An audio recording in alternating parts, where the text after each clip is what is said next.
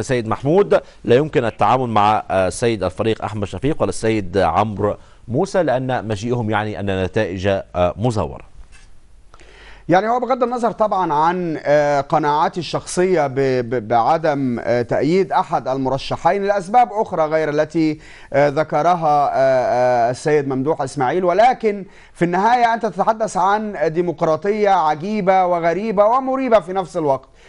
نحن نقبل بالنتيجة إذا فاز فلان أو فلان، ولا نقبلها إذا فاز فلان أو فلان.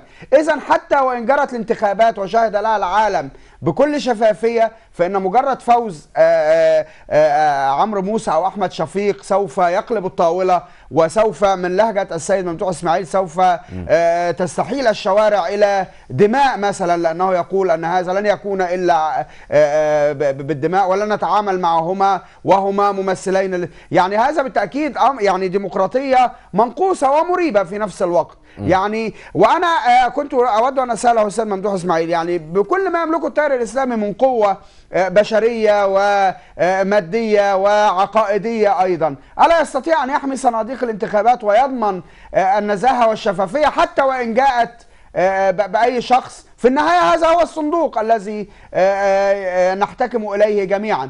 الانتخابات هي لعبة، أحد ألعاب السياسة.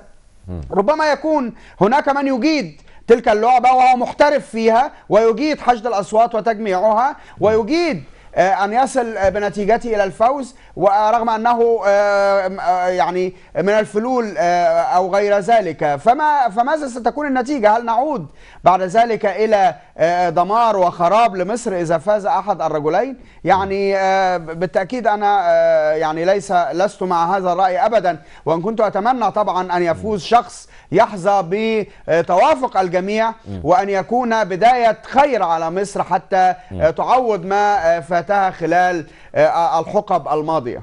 يعني السيد خالد علي المرشح لرئاسة الجمهورية يتحدث قائلا أكثر من 60% من الشعب المصري لم يحدد وجهته لأي من المرشحين. لا طبعا، يعني هذه النسب تطلق على عواهنها، يعني من بأي طريقة حصل على تلك النسبة. يعني بالتأكيد هي نسب تترك على عواهنها، ويعني بالتأكيد يراد منها أن يعني يقال شيء آخر غير مسألة النسب. يعني هناك أصلا كتل تصويتية معروفة تتجاوز تلك النسبة التي يتحدث عنها السيد خالد علي، وهناك بالتأكيد طرق وأساليب علمية لمعرفة ما إذا كان هذه النسبة صحيحة أم لا. نعم، الأستاذ محمود الشناوي نائب مدير تحرير وكالة أنباء الشرق الأوسط، أشكرك شكرا جزيلا. يعني مشاهدينا